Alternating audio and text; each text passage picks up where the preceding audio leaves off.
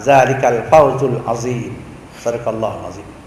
Allah Ta'ala mengatakan, orang-orang yang dahulu, yang awal-awal Islam, yang terdiri daripada orang muhajirin dan ansar, ya, mereka itu diredai oleh Allah Ta'ala, dan Allah redha terhadap mereka dan mereka redha terhadap Allah, kerana mereka berjuang semata-mata kerana Allah.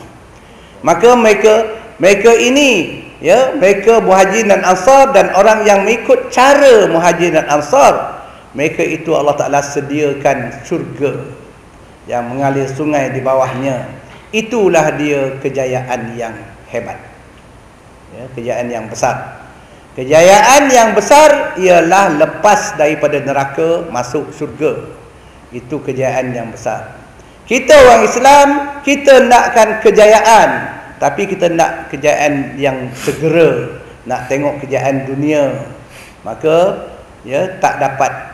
Nak dapatkan dunia, tak dapat semua. Dia akan dapat sedikit-sedikit. Tapi nak dapatkan akhirat, kalau kita bersungguh dapat akhirat, dapat semua. Kalau dapat masuk syurga, dapat semua. Nikmat yang sangat luas dapat syurga. Tapi kita tak nampak nikmat syurga, kita nampak nikmat dunia. Sebab itulah, ya, apa nama, manusia berebut-rebut. Satu kursi nak rebut ramai-ramai kat Sungai Limau. Satu kursi, ya, nak rebut ramai, kan? Dalam parlimen ada 222 kursi, berebut. Kalau berebut cara fair and square, okey tak? Ni berebut pakai lambat-lambat duit, kan? Subhanallah. Itulah manusia nak rebut dunia. Tapi mengapa orang tak nak rebut akhirat? Kalau rebut akhirat, siapa pun tak rugi. Saya berebut, misalnya kita berebut nak dapat pahala, tak seorang pun tak kurang pahala. Berebut-rebut baca Quran, tak ada seorang pun rugi. Semua untung, semua berjaya. Tapi kita tak nak kejayaan akhirat tu, sebab tak nampak pahala, tak nampak nikmat, tak nampak rahmat. Kenapa? Kerana nipis, iman yang nipis. Kalau iman yang sempurna, dia akan nampak akhirat, kan? Saya tengok dalam YouTube, dan saya dah postkan pada orang lain, iaitu seorang tu dia accident koma, tapi dia dalam koma tu dia terus baca Quran. Dia koma tapi baca Quran, bercakap tak boleh, tapi bibir dia biasa, siap dia hafal Quran, dia baca Quran, Masya Allah, kan? Subhanallah.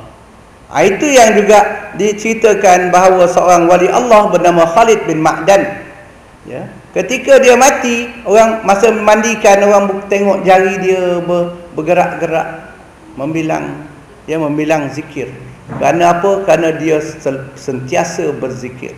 Tasbih dia satu hari 40,000. Tasbih dia lain daripada lain-lain zikir, bacaan Quran, semayang. Dia tasbih subhanallah, subhanallah, subhanallah, satu hari 40,000. Sebab tu dia mati, jari dia hidup. Badan dia mati, dah mati dah, tapi jari hidup. Masya Allah, kan? Tu dalam cerita wali-wali. Baik, kembali semula pada hijrah tadi, ya. Hijrah ini memanglah dalam hijrah tu banyak cabaran dan berbagai-bagai kehendak orang hijrah. Zaman Rasulullah pun ada 3 kumpulan yang berhijrah. Rasulullah kata, kan? Innamal a'malu binniyat wa innama likulli imri'in ma nawa. Faman kanat hijratuhu ila Allah wa rasulih fa hijratuhu ila Allah wa rasulih. Faman kanat hijratuhu lid-dunya yusibuha aw imra'atin yankihuha fa hijratuhu ila ma hajara ilaihi. Atau kama qala sadaqa Rasulullah. Nabi SAW mengatakan, setiap perbuatan itu bergantung pada niat. Perbuatannya sama, tapi niat tak sama, ya. Iaitu masa hijrah dahulu ada 3 jenis orang. Rasulullah kata, kelompok yang besar zaman Nabi dahulu, mereka berhijrah kerana perintah. Nabi suruh hijrah, mereka hijrah. Berarti mereka berhijrah kerana Allah dan kerana Rasulnya. dan kerana agama. Kemudian ada juga kumpulan hijrah. Dia mereka susah hidup di Mekah, dia nak pindah ke Madinah, nak dapat penghidupan baru. Dan dengar khabar bahawa di Madinah nanti orang-orang Ansar menyediakan bantuan-bantuan. Dia sedia bantuan untuk orang nak hijrah. Bantuan dia bukan bantuan sikit-sikit, kan? Kita insya-Allah lah bantuan BRIM dia naik 100. 500 tambah 100, kan? Bantuan BRIM yang kita dengar. Tapi apabila dilaksanakan GST nanti, daripada 100 tu kita dapat 600, sedangkan cukai untuk setahun lebih 1000. Kan? Berarti air ringan sikit lah tu. Tapi orang muhajirin pindah ke Madinah, mereka dibantu 100% oleh penduduk Madinah. Subhanallah. Mereka orang penduduk Madinah yang ada 2-3 kedai, bagi pada sahabat 1 kedai. Pada yang minah dia 1 kedai, bagi saja. Bukan dia bagi jual, tak, bagi saja. Ada yang beberapa ekar ladang tamar, mereka beri kepada sahabat-sahabat yang datang daripada Makkah. Beri satu lot ladang tamar untuk nak berusaha. Dan yang ada rumah, berapa rumah, beri rumah. Beri saja. Tolong. Itu nama dia. Tolong 100% dan tolong tanpa syarat. Tanpa syarat, tanpa agreement. Ada pula yang beberapa 3-4 isteri, dia nak ceraikan isteri itu, nak bagi pada orang yang tak ada isteri. Itu Rasulullah kata jangan. Rasulullah tak terima. Yang lain-lain boleh, tapi isteri jangan bagi. Macam tu sekali ikhlas mereka, nak menolong sama-sama saudara Islam. Sebab itulah dalam satu hadis Rasulullah mengatakan, la yu'minu ahadukum hatta yuhibba li akhihi ma yuhibbu li nafsihi. Rasulullah kata, tidak dikira sempurna iman seorang kamu sehinggalah dia kasih terhadap saudaranya seperti mana dia kasih pada dirinya sendiri.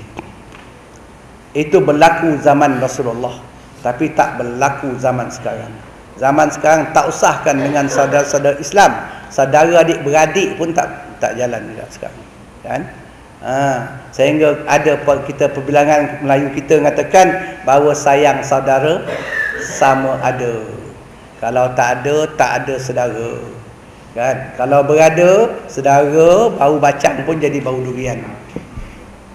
Kalau tak ada benda, tak ada saudara, kan? Wallahu alam. Baik. Jadi Nabi mengatakan orang yang berhijrah itu ada 3. Satu, dia berhijrah kerana Allah dan Rasul, maka dia dapatlah pahala hijrah kerana Allah dan Rasul. Kemudian ada yang berhijrah kerana dunia, kerana nakkan faedah-faedah hijrah itu, maka dia dapat faedah itu, Rasulullah kata, tapi tak dapat pahala. Dan ada pula yang berhijrah itu kerana dia tengok orang yang dia dah peta-peta di Mekah. Dia dah aim orang di Mekah ni, laki perempuan, orang laki dia dah aim tengok perempuan ni hijrah, maka dia pun terpaksalah hijrah. Nanti makwa dia sapu kat orang pula. Jadi maka Rasulullah kata, siapa yang berhijrah kepada seorang perempuan, maka dia akan dapat nikah di sana. Maka setiap orang itu, hijrah dia mengikut apa yang dia niatkan, kan? Allah alam. Jadi kita sekarang nak pasang niat, nak masuk tahun hijrah. Tahun hijrah 1435. Apa azam kita, untuk nak hijrah ni, nak sambut hijrah? Adakah nak hanya sekadar nak menyambut tahun hijrah, atau kerana nak dapat cuti satu hari Selasa, kan? Ada yang sambung pula Isnin Selasa, sebab Isnin di Bali, Selasa dah hijrah, panjang cuti boleh balik kampung. Tengok niat masing-masing, kan? Tengok niat masing-masing. Apa kita buat pada malam 1 Muharram esok, kan? Malam sedang kemas-kemas nak balik kampung juga, ataupun kan nak bercuti je, kan? Ataupun kita malam tu kita nak munajat pada Allah Ta'ala, ya Allah, aku masuk tahun baru ni, ampunkanlah dosaku, berilah hidayah, petunjuk padaku, jalan yang benar, jalan yang lurus, jalan yang kau telah kurniakan kepada orang-orang yang kau telah beri nikmat yang terdahulu, dan bukan jalan yang kau murkai, dan bukan jalan yang sesat, kan? malam 1 Muharram, hari Isnin malam tu. Saya Isnin malam tu ada ceramah. Tapi itulah hari Isnin malam tu kita nak isi apa? InsyaAllah, kan? Jadi kita kena hijrah, kena set. Jangan set banyak-banyak. Ni set kau main besar-besar, tinggi, melangit tinggi, hyperbola. Tapi tak satu pun tak jadi. Ambil sikit-sikit je. Ya Allah, kau berilah aku, berilah aku ketaatan, aku dapat tambah ibadat aku satu je. Tambah satu. Apa tambah satu? Nak semayang witir tiap-tiap malam. Azam misalnya, kan? Tanam azam. Sebab semayang witir tu, bukan dari bulan Ramadan saja. Semayang witir setiap malam.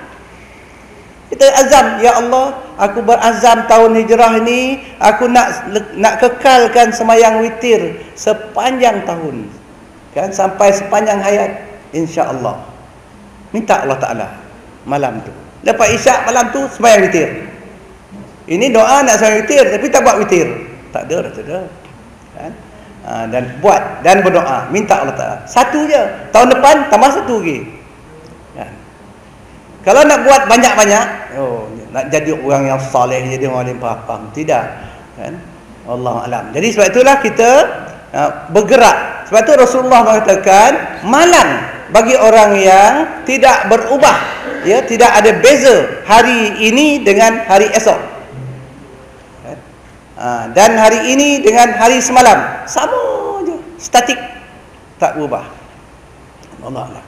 Ataupun kita berazam, ya Allah, kau berilah kelapangan pada dadaku, kuatkanlah imanku supaya aku dapat menutup aurat dengan sepenuhnya, untuk aurat yang terbaik yang engkau redai. Harap azam gitu. Ini besok tahun baru pula azam pakai ada tudung yang siap bonggol. Ada tudung sekarang busana muslimat nama dia, ada siap bonggol, ada 2 kepala orang tu. Aurat. Itu hukum dia apa? Haram.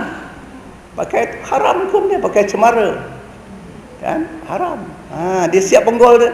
Kalau kau nampak rambut dia disimpul belakang, nampak bonggol, memang rambut dia itu, tapi elok lepaskan. Kan? Lepaskan. Supaya tak nampak bonggol tu. Kalau unta yang 2 bonggol tu kita selimutkan, macam tu lah rupanya. Tak pakai tudung.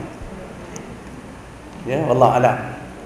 Jadi kita kurang, kita berdoa Allah Ta'ala, berazam, ya Allah ya Rabbi, pada tahun ni aku berazam nak jadi orang yang baik, nak jadi orang yang jujur, nak jadi orang yang kasih kepada agamamu. Kita berazam malam 1 Muharram tu, kan? Wallahu a'lam. Baik, dah pukul 9 suku, cukup dah ni, tak habis dah hijrah 8, baru sebut 2, 3, kan? Baik. Jadi hijrah yang ke-8, yang setengah tu saya nak sebut, yang ke-8-nya Nabi kata tadi ialah berhijrah meninggalkan segala perkara yang dilarang oleh Allah. Kita cuba berazam. Apa yang kita dah buat pada tahun ini yang Allah Ta'ala larang, kita berazam nak tinggalkan. Kan? Bergeraklah. Umur dah 40 ke atas ni, kan? Umur 40 bukan life begin at 40. Bukan tu. Dia 40 tu ia permulaan bagi perubahan. Ya, perubahan daripada yang tidak baik kepada baik. Daripada baik kepada lebih baik. Itu dia, maksud dia dari segi Islam umur 40. Lepas tu umur 40 ada orang Rasulullah dahulu dengan para sahabat, mereka yang 40 ni mereka mula berjalan pakai tongkat. Sebab menandakan 40 tu dah mula tua. Bukan life begin at 40, dia tua begin at 40. 40 tu mula tua pakai tongkat. Kita pun kadang-kadang tengok orang bawah 40 dah pakai tongkat. Pasal apa? Kena gaut. Kan? Sakit lutut pakai tongkat. Apabila dah baik, dah buang tongkat balik. Dah tak sunat. Tapi tongkat ni sebenarnya bukan tongkat yang kita pakai, yang pakai tekan-tekan tu. Tongkat dia ialah setinggi berdiri. Itu tongkat Nabi-Nabi dan Rasul-Rasul. Semua Nabi Rasul menggunakan tongkat. Tongkat dia ialah